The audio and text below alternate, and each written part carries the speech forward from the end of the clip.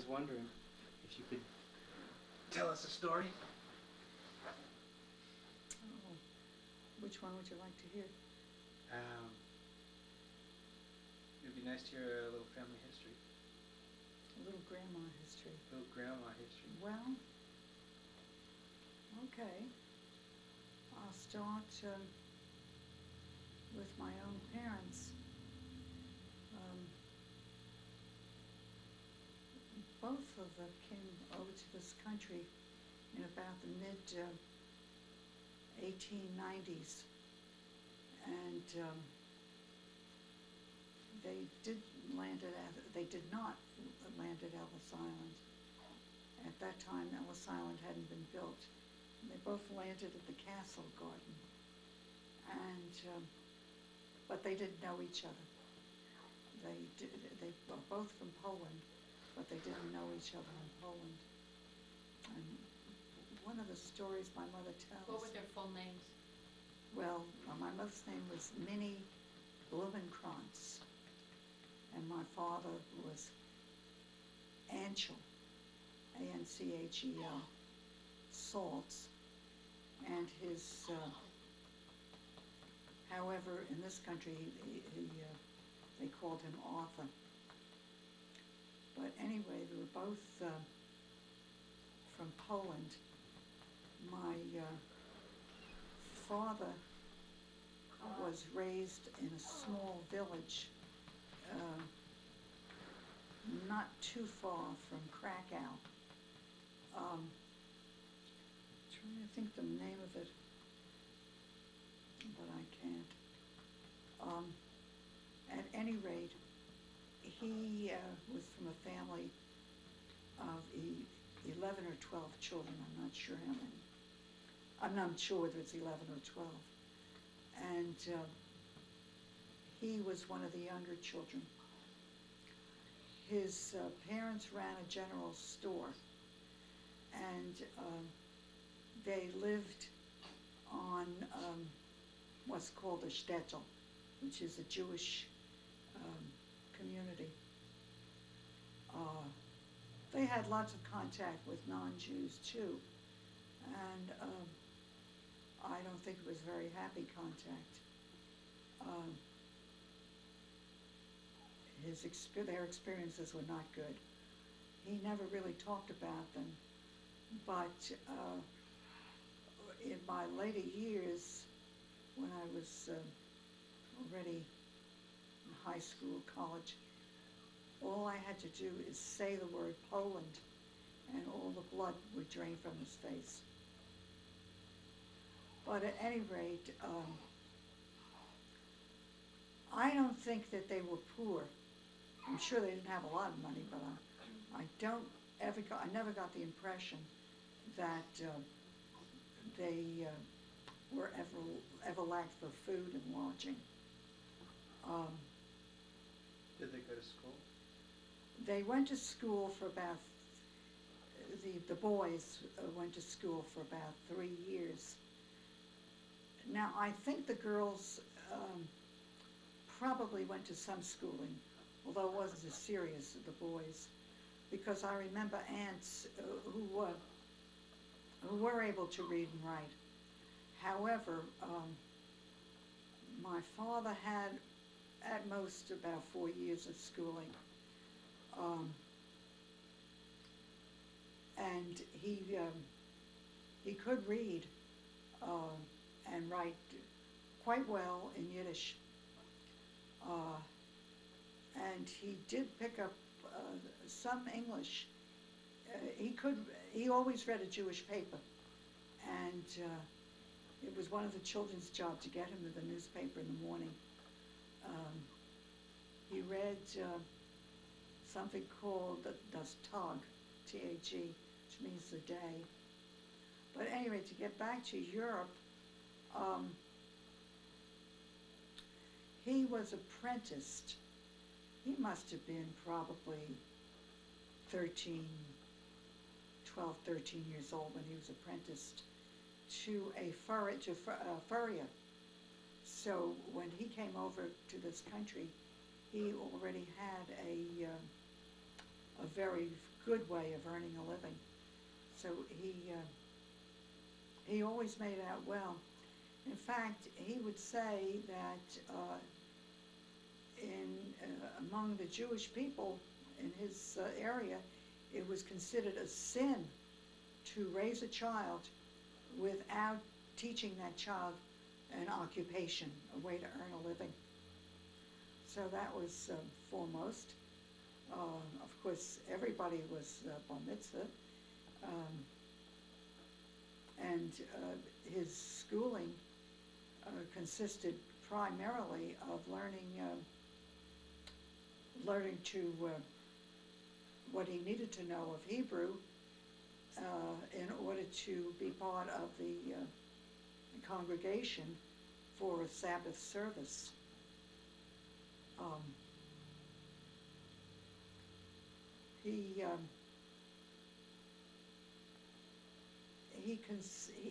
He always went to synagogue in this country when he came to this country, although I must say he was not a really seriously observant Jew. He saw to it that his boys were given a Hebrew education and that they were both bar mitzvah. However, he mainly went to synagogue on high holidays.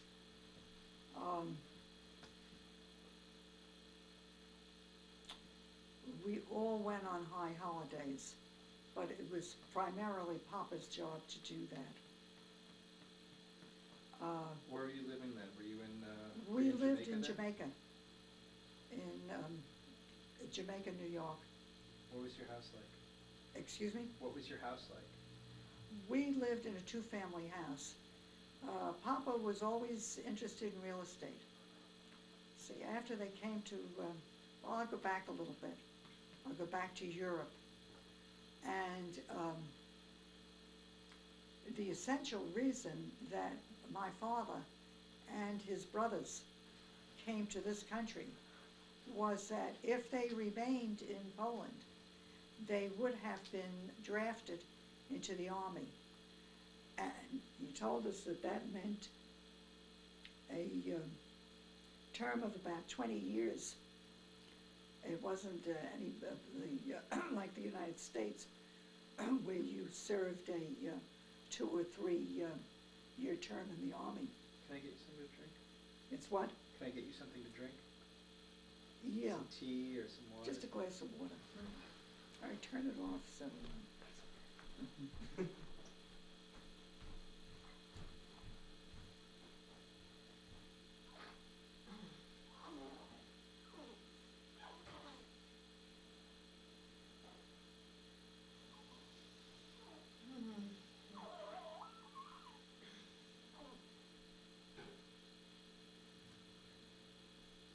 You're snoozing.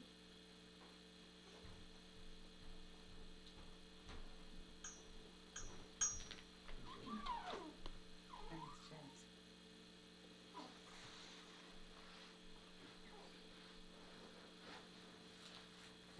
Well, but to get back to Europe, the town that he came was Tarnoff, Tarnoff, and it's since become quite a thriving city. Although the time that he lived there, it was a small town. But at any rate, they sent their sons, and as a matter of fact, the daughters who wanted to go, but it was mainly the sons, and they saved money to bribe the officials, because it was well known that you could get out of the country if you had money to give a bribe. Now, was this, this is what Poland, or what's now Poland. Was it Poland It then, was, or was no, it? it was Austria-Hungary. It was Austria-Hungary. Yes. And as a matter of fact, at the time that my parents lived in Poland, it was Franz Joseph who was the potentate. And he was rather well loved by people. In fact, my father didn't have much to say about him, but my mother expressed rather goodwill toward him. He evidently did a great deal for the country, and I believe the Austrians liked him too. But at any rate, they didn't think very much of having to stay in the army for 20 years. But at any rate, so now he came to this country. He was older than my mother. He must have been about 20. But at any rate, I don't really know too much about his upbringing. My aunts told me that he was a very serious person, and he wasn't carefree as so many of as other of the young men were. He didn't dance and have a good time and drink like occasionally the others did.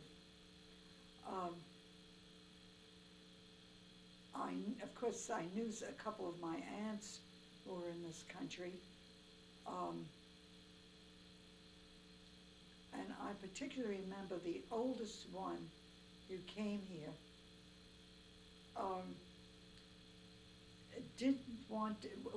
met a man and was getting married, but she felt very badly about getting married without her parents, and so they sent her portraits of themselves. They had pictures taken and sent them over, and then she was willing to get married. I don't know what happened to the portraits, but at any rate, we were not a really close family when they came to this country. All of the brothers and sisters were in the New York area, but of course in those days it would take you a couple of hours to get, say, from Jamaica to the Bronx using public transportation. So while we did visit, it was not a lot of visiting. At any rate, to get to my mother, she was born on a farm owned by Polish landowners, and her father was hired as a supervisor, which sounds pretty good, but actually I'm sure it wasn't. Their home was a dirt floor house. There were about 10 children, and while I never had heard any stories of them going hungry, they seemed to have the necessities of life. It doesn't sound like an easy life, and my mother recalls that one cold night, my father came running toward the house, yelling to his wife to open up the door because wolves were chasing him. So, it was certainly out in the country. At any rate, my mother was... What were your grandparents' names? It was your her maiden name was Blumenkrantz. Right. What her own mother's name was, I don't remember. But the family name was Blumenkrantz. But at any rate,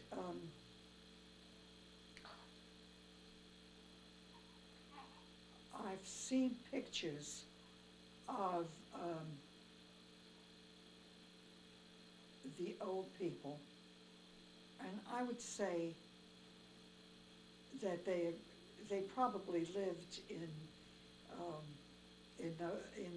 Tarnów and Krakow and that area from about at least the mid part of the 19th century. but I don't know of any stories that go any further than about the mid-19th century. Now, my mother was adopted by an aunt and uncle who lived in Krakow because they had no children, and her natural parents had too many children. So she was really considered the lucky one. The others had a couple of years of school, but my mother was very proud that she had graduated from the 8th grade. They took good care of her, and they would have sent her on to high school, but at that time Jewish children were not permitted to go to the Polish high schools.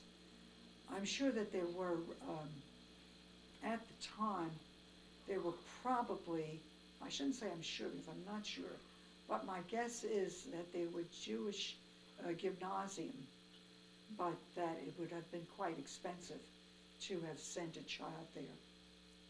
But as again, I say, I'm not sure. But she did have a good education.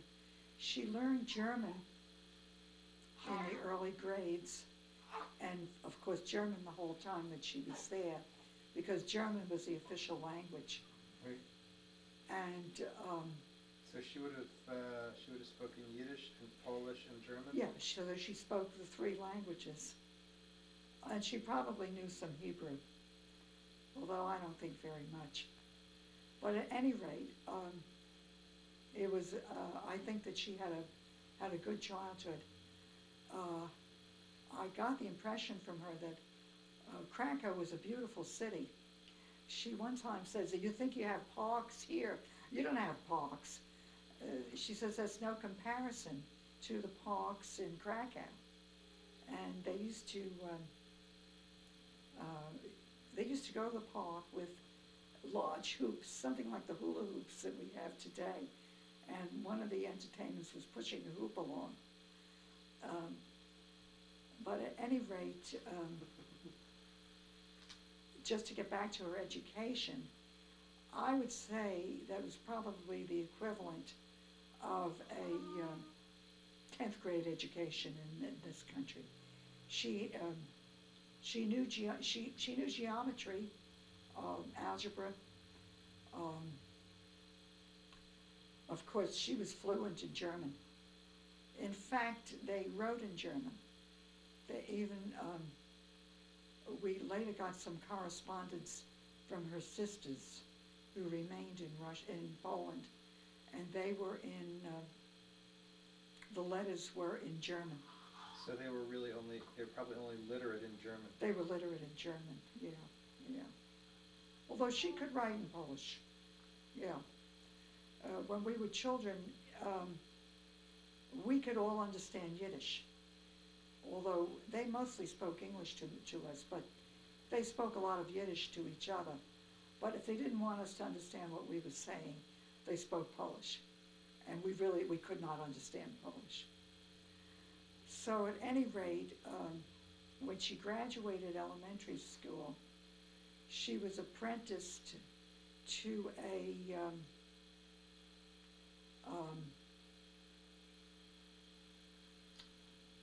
what do you call it?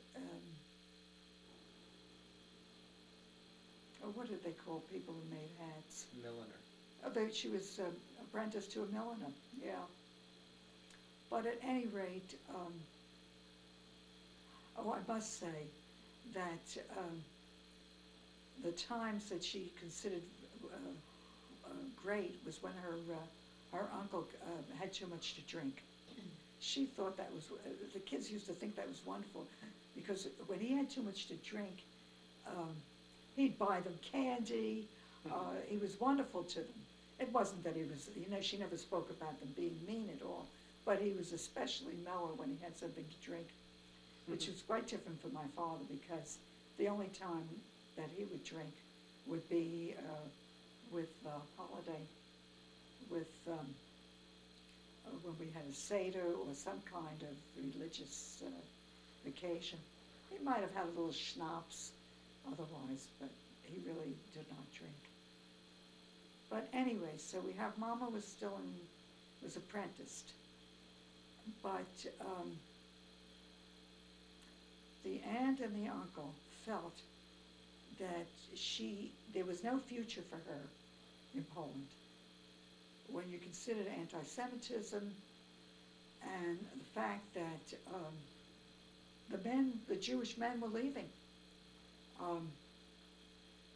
they felt that the only future for her was in America.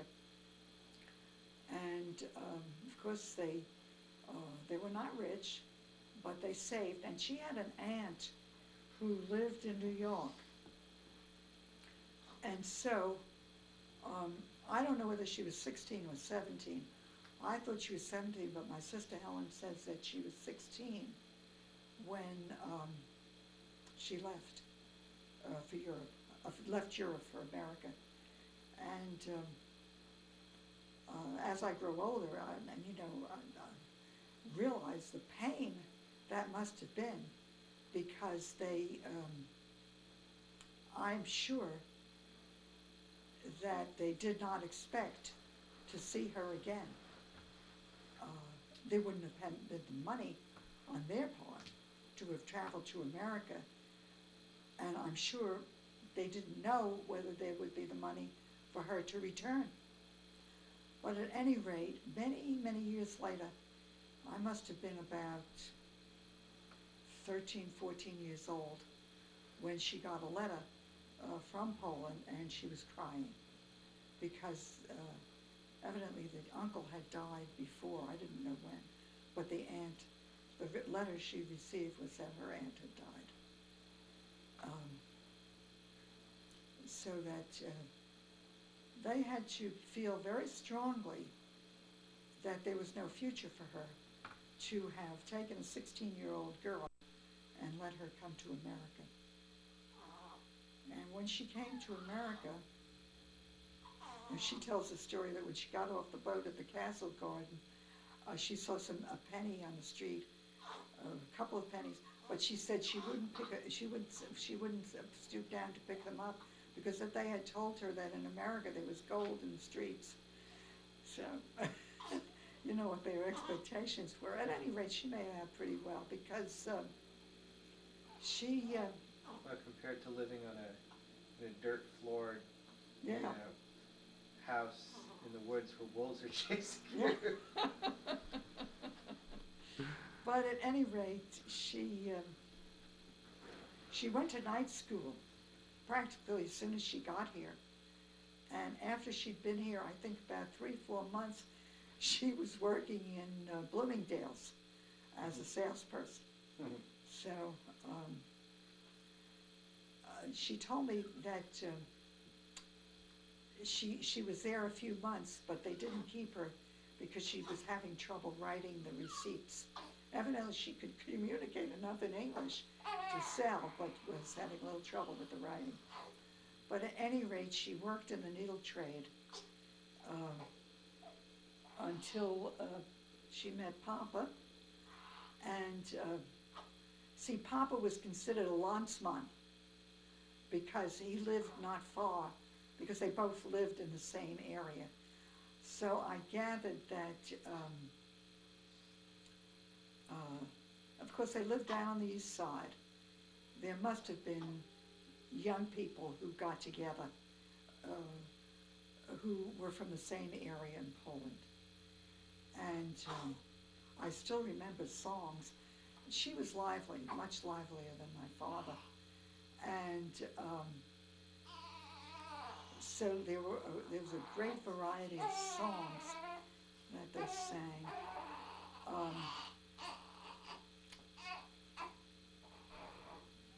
And they were English. And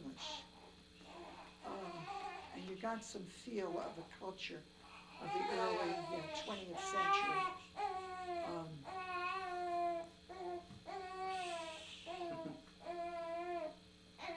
One of them described and I remember it so well because she would sing to us when we were children. In Jersey City, where I lived well, a college boy, I met Dada.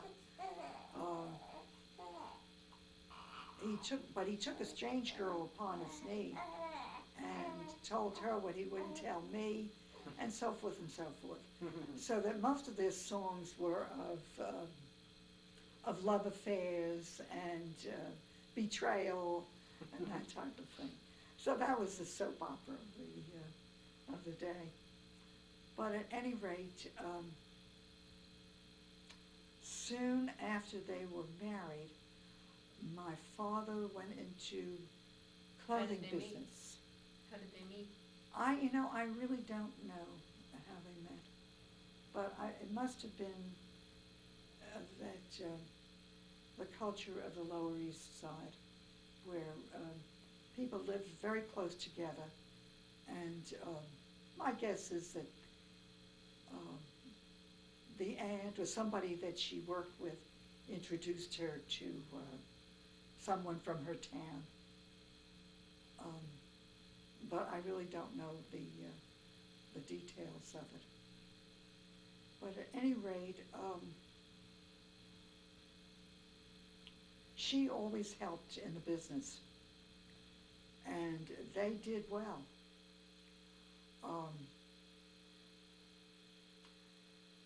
As soon as he could, he bought real estate, and some of of course, a lot of it he lost during the Depression, but some of it he was able to keep, which took us through the Depression. So that I'd say he was a pretty good businessman. And actually, we lived pretty well when I think about it.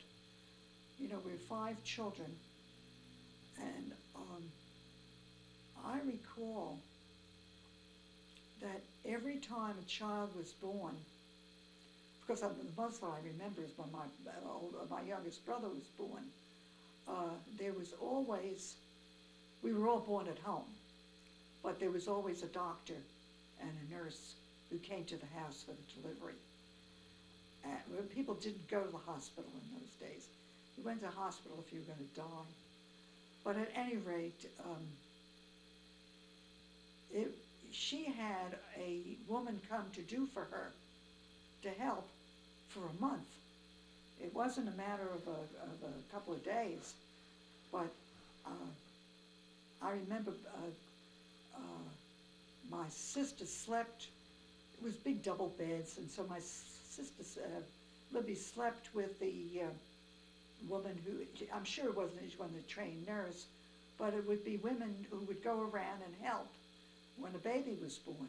And that was a full month, so that it was, nobody would think of a woman who had just given birth getting up and taking care of the family in a couple of days, as is done in this country. I mean, as is done in, of course it was this country, as done in modern times. And when she helped my father a good deal in the store, we had a maid who, in fact, my first memory is standing at the window, on the windowsill, watching my brothers and sisters in the backyard, and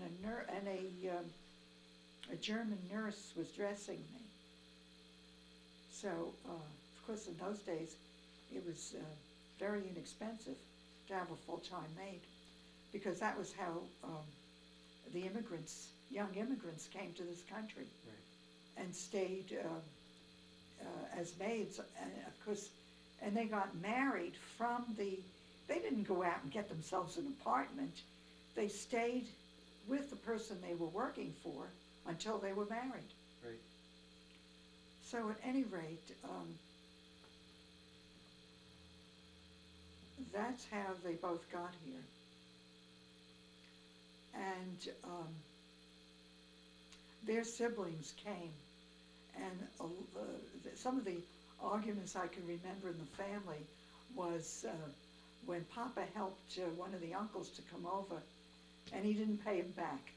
So that, you know, stuff like that caused a lot of hard feelings. But at any rate, people did bring each other over, and they helped each other when they came over. But as I say, once they got here, I don't remember the cousins being terribly close. We did visit, and the kids got together, but the distances were so far that it wasn't that easy.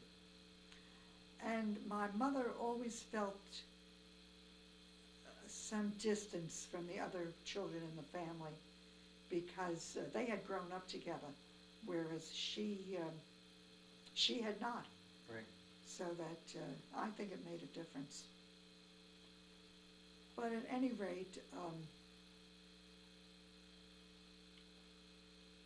you know, looking back, I'm not going to say that we were a great big happy family, because actually there was always quite a gulf between the children, and certainly between myself and my parents. And most of the time they didn't know what I was talking about, because obviously my own experiences were not theirs. Right. They really couldn't have cared less whether I went to college or not, frankly. The boys were supposed to be educated, but girls were supposed to get married. And there was no great, I mean, they were, I never remember anybody feeling or telling me how great it was that I did so well in school. I'm not sure. I guess you were expected to, school was school. You were expected to go to school. But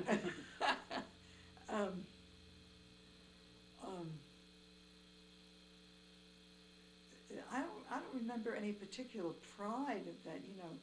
Also, children were not praised. It wasn't thought that it was a great idea to praise children and tell them how wonderfully they did. I don't know why, but I never missed anybody telling me that I felt that I was pretty proud of myself. I was a good student, you know, it was fine. But I didn't think my parents had to tell me that. It just was different, you know. We're always telling our kids these days how great they are, what a nice job they did. No way. Might have been part of it. The old way was that self-praise was no recommendation, and you weren't expected to have your children feeling that they were very special. Now that I think of it, it's really funny. But at any rate, I think children were much more independent than they are today. Nobody would think of whether or not you were entertained, or if you had enough to do, or that's funny even to think of it. But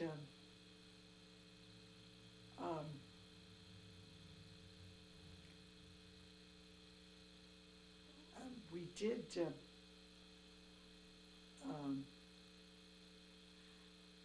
We were given excellent care. I mean, looking back at it, of course, I never thought anything about the care, but it obviously was, in retrospect, it was certainly excellent care. Their whole lives were built around the welfare of their children. No question about that. How long did you live in Jamaica? We lived in Jamaica, I left all my life, my young life, and I didn't leave Jamaica until I finished college. Where you went to City College? Yeah, I went to Brooklyn College. Oh, Brooklyn College. Of course, in those days, you know, you didn't need any money to go to college. If I had needed money to go to college, I don't think I would have gone. But I was one of the rich ones in college because I got $2 a week to take care of my transportation and whatever else I needed. And that was compared to what other kids were getting when they went to college. That was a lot of money. Yeah. So I fared very well. In fact, could take in a couple of Broadway shows, matinees at 55 cents. So, no, I think we made out very well in college and school. What did you study? What did I study? I was a biology major to begin with in college. In fact, I graduated as a biology major, but by my third year in college, I had taken, I took a psychology course, and I knew that this was just great, and I liked it so much that although I maintained, I was already too far along to drop the biology, I came out with as many credits in psychology as I did in biology. But college was a wonderful experience.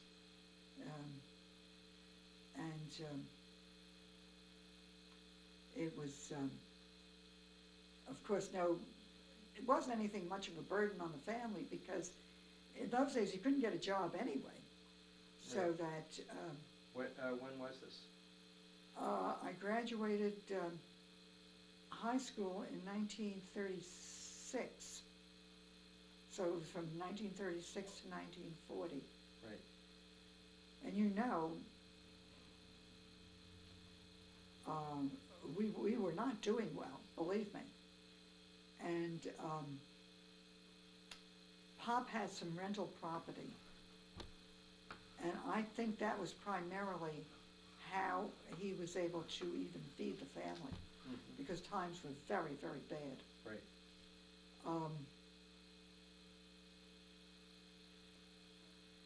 And no, people didn't, even if you got a job, were paid so little. And you see, I had not taken commercial. If you were headed for college, you took an academic course. You could take either academic or business. I don't remember that you having any other choices. But if you took a business course, of course, you learned to type and to take steno if you were a business student. And you were prepared to go out into the business world. Right. But if you took an academic course, you couldn't take typing because there wasn't room for typing. You couldn't take commercial courses. Right. You were either academic or business. And so, I thought I had a pretty good high school education. But I'll tell you frankly, when I hit college, and took science, I didn't know what hit me. So that was not an easy transition. But it was nice that we had city colleges because I don't know how there were very few people who could afford tuition for private colleges in those days. Right. And of course the city colleges were good. And you were not admitted to a city college without, you'd have to have an average of probably above about, maybe in high 80s to get into college at all. Any of the city colleges. So there was no such thing as open admission. Right. But it was a good time. No And then question. you went to graduate school, right? Or did you wait a while? Well, that's a whole other story. Yes, I did go to graduate school, but I did wait a while to do it. Yeah. Did But what I'd like to tell you about was the rise of Hitler. We were very much aware of it in this country. I did go to Sunday school. We belonged to the Jewish Community Center, and all of us went to Sunday school. And of course, the boys went to Hebrew school. And incidentally, there was nothing like the celebrations of Bar Mitzvah when our kids, with my brothers. Right. Mama made a sponge cake, and we bought a bottle of wine, and that was, you brought that to the synagogue, so you had the Bar Mitzvah, and then everybody had sponge cake and wine. Right. So, but at any rate, I really liked Sunday school. At that time, the Jewish Community Center was very modern. It was a new building. We had a swimming pool and a gymnasium. In Jamaica, right? In Jamaica. And so every Sunday, we had Sunday school, and some of the, they must have been the college kids or older, they were 17, 18, 19-year-olds that took charge of the Sunday school. Right. And taught the Sunday school. And they were very nice. So we studied Bible, and then after Bible, we had the, which I liked incidentally, and then we'd have the whole congregation would gather, and the rabbi would talk. They'll give some, wasn't a service, it was really a lecture or speech or whatnot. And at Hanukkah, we each got a box of Hanukkah candy. But at any rate, when I got older, we had clubs after Sunday school. And we played basketball and went swimming. And we had some socials, so that it really was very nice. Because I can remember walking home. I didn't have hair dryer, so I can remember walking home with ice in my hair. So but at any rate, that was very nice. I have very nice memories of Sunday school. But I can remember the rabbi talking, and it had to be in the mid-30s, about Hitler and the rise of Hitler and the worry. And I also remember, we still had family in Poland. Not everybody came here. Right. So from both sides of the family, they were in Poland. And my mother, they would get letters from them, and they corresponded with them. And as a matter of fact, my sister Libby had a pen pal in Germany because she studied German in high school. And I can remember when the pen pal wrote to her and said that she would couldn't write to her anymore because Libby was Jewish. And this was in the 30s, and I remember when she got the letter. And then what happened was terrible. And I still have letters. Helen gave them to me to keep. And of course, I'll give them on to you. And the letters were to help them come over to America. And we didn't have the money to do it. And when you look at those letters, you can't understand why. I can't understand why my parents didn't find some way to get them across. But they didn't. What year was this? This was in the late 30s. Late 30s. Yeah, the late 30s. And the last letters that we got was Vergiss uns nicht, which means don't forget us. And then we didn't get them. And they died, all of them.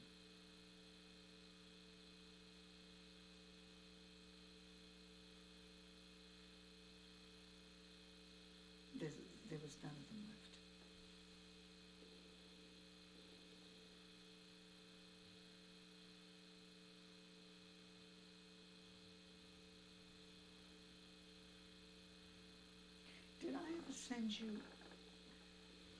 the paper that Abby did No, on you the didn't. Holocaust? No, Did I give it to you? no, you didn't. Oh, I'll send it to you. Yeah. Yeah.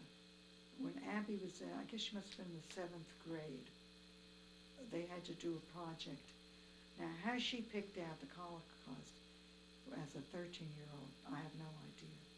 But she did. And her teacher told her she'd have to narrow the subject and that she should use Spielberg's Schindler's List. So she Right. did. And she said, Grandma, you're going to find me somebody who was saved by Schindler. Right, she thinks Grandma can do anything, pull it out of a hat. Right. But as a matter of fact, I did. She wasn't saved by Schindler, but she worked in Schindler's factory. Right. Because this woman maintained that Schindler didn't save her, God saved her. Right. But at any rate, Schindler did help to save her. But at any rate, she did end up in a concentration camp. But I'll send you the whole thing. And I do write to her, so keep up the correspondence. But at any rate, they died. But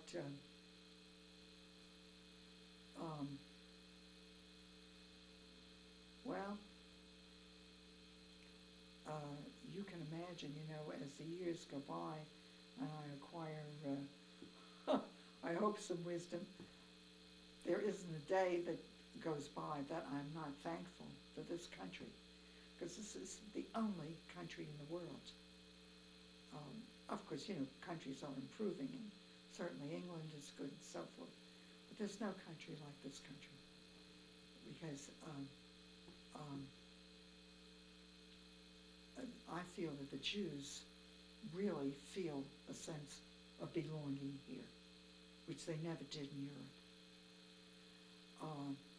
And you see, one thing that people don't understand about anti-Semitism in Europe is that anti-Semitism was the law, the official law, Right. in most countries of Europe. In fact, Sigmund Freud said that he hoped that none of his boys would want to become physicians because the struggle was terrible. The restrictions on who could go to college, who was admitted, and so forth. It wasn't just what a particular college wanted to do. Right. It was national law. So, you can imagine what a difficult life it was. But at any rate, there always was a Jewish bourgeoisie who prospered in Europe, and they're the ones who were the later immigrants who Right. came over during the 30s and the 40s. They were the ones who could send their children to the gymnasiums and did quite well, and really didn't want to depart from a really very pleasant life. Right.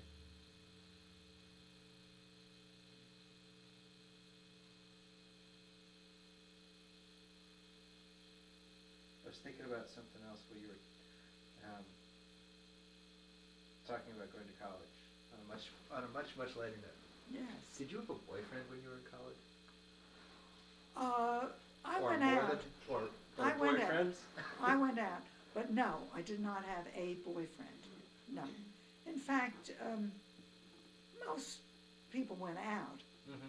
but marriages were later too. Right. It was the Depression, and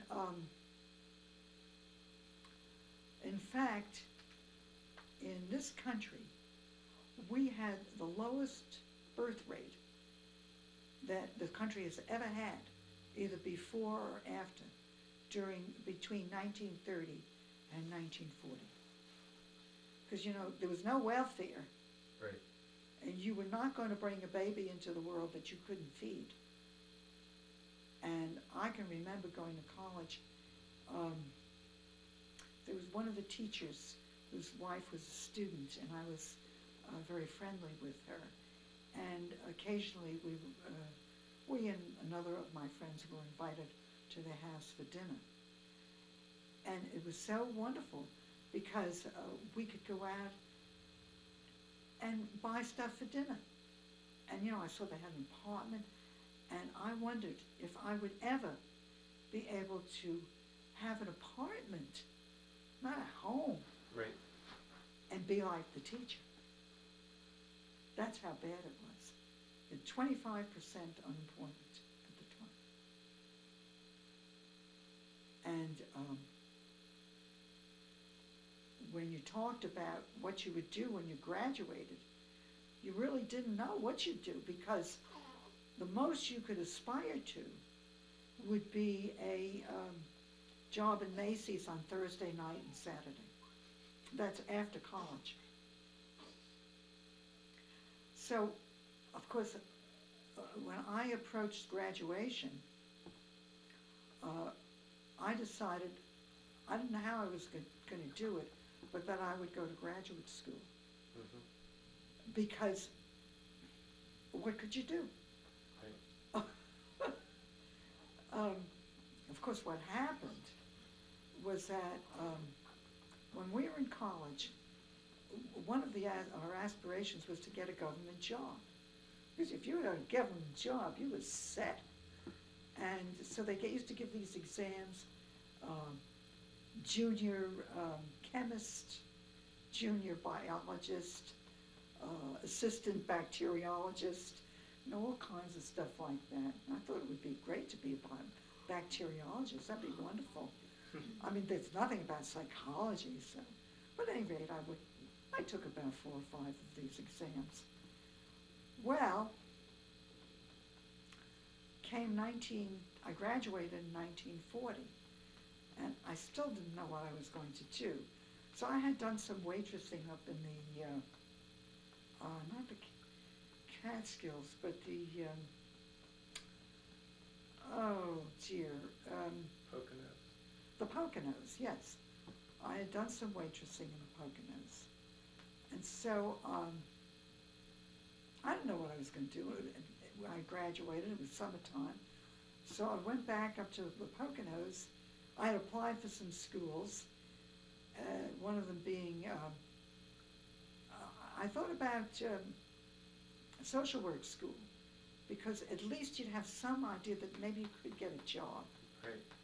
And a lot of psychology was in social work too. So I applied to social work school.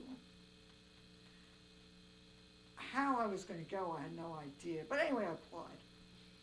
And in the meantime, I went up to the Poconos to waitress. And while I was at waitressing, I got a call from one of my sisters, brother, I don't know, I guess one of my sisters, that I had gotten a telegram from Washington. They were doing the 1940 census. And so they needed temporaries to do the census. So who did they pick? All these people that took the exams. That's right. So do you think I went? Yes. Naturally. A government job? $14.40 per annum? Oh my God. How lucky could you get? And of course everybody was very excited. I'd gotten a job in Washington. So off I went to Washington. So at any rate, you know, got a furnished room. I found somebody for a roommate. Somebody who I'd known very vaguely in college. But at any rate,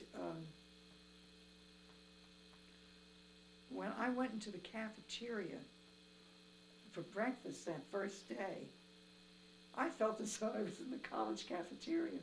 It was because all of the people who came to that, who worked at the Census Bureau at the time, were college graduates, Right. recent college graduates. So at any rate, there I was. in the agricultural census.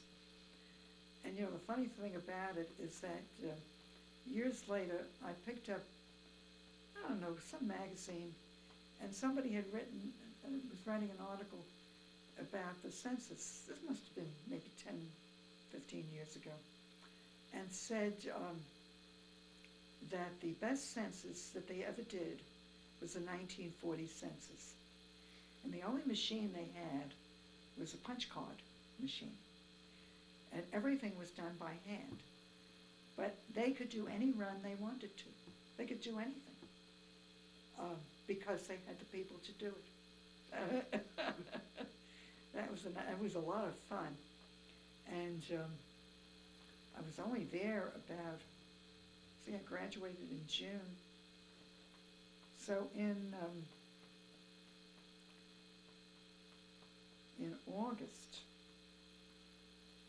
my roommate was going to a party. Somebody had invited her to a party on the Potomac. Had the parents had a summer place at the Potomac or something. She wasn't working for the Census Bureau. I think she was with the War Department. They didn't call it the Department of Defense. It was the War Department. Right. No euphemisms. The War Department. So she was working for the War Department. So she asked if she could bring her roommate. And that's when I met Lou. Was on the Potomac at the party. And, you know, we talked and whatnot. And the next day, when I went for breakfast at the Census Bureau cafeteria, there he was. And so... Looking for you? What? Looking for you? No. Oh. No. But of course, you know, I know him. So we had breakfast every morning and then supper every night and so forth. So that we really were married a few months later. It wasn't one of these long engagements. What was your anniversary? The 29th of October. 1940? Yeah. Didn't fool around. Well, let's say we didn't fool around very long. But at any rate, you know, we saw each other every day. It wasn't a Saturday night date, and spent a lot of time with each other. So, Where'd you get married? in Washington, Where in Washington? the courthouse. Our friends came along, and we married. Very independent. Did you have a party or anything? With our friends, yeah. But, you know, it wasn't, but of course what happened was that the next time we went to Chicago, his parents were furious with us, just furious. But we were we were very independent in many, many ways. I was never really close to my parents emotionally. And as far as my mother was concerned, my goal was to do about the opposite of what she did. So, I mean, you know, there you go with, what can you predict if, you know, I should have had a terrible time in life and felt alienated, but I really didn't. So but at any rate, they were furious. But at any rate, they had the whole family, and they had a big party for us when we came. So, of course, they told me what they thought of me. Of course, it was my fault, naturally. But at any rate, what can I say? But, you know, it was not an easy time, and the appointment at the Census Bureau was not a long appointment. It was a year. Right. And Lou got a job at the department,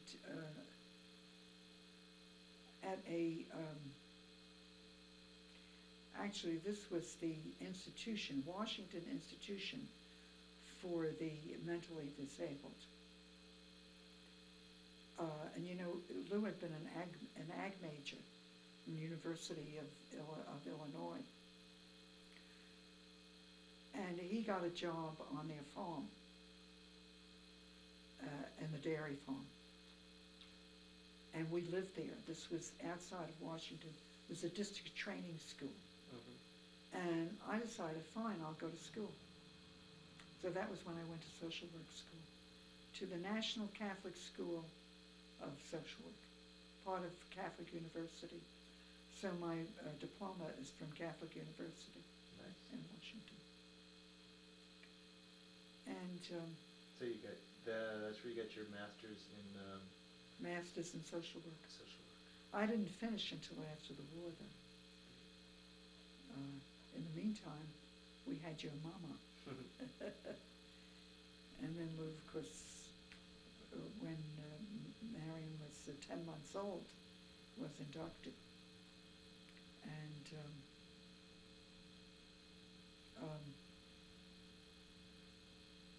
he came back when she was 3. So, you know, we had a good time in the Census Bureau. In fact, we had a very lively time. We put on a play called The Noncensus of 1940, which was really a very funny production. And there were a lot of marriages, believe me. You know, because people were meeting really peers from all over the country. Right. And it was fun.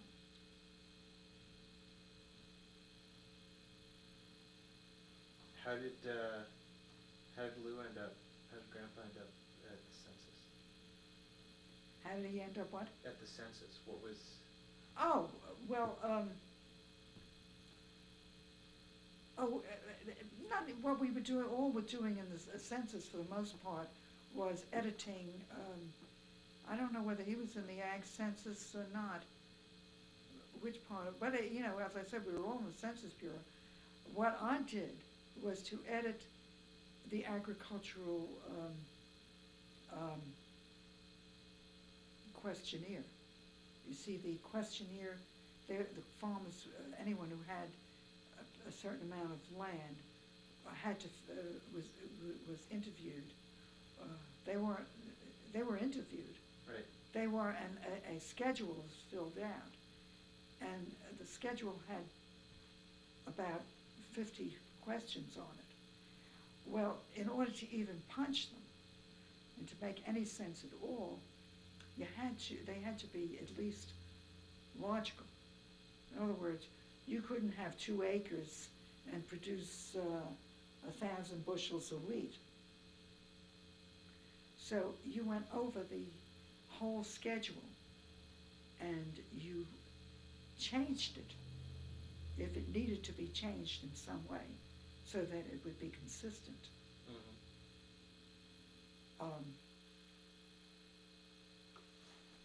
So it was a production kind of thing. You know, it wasn't fascinating work at all, but it wasn't, you know, you had to use some judgment. Right. It was better than waitressing in the Poca. Yes, it was. Yes, it really was.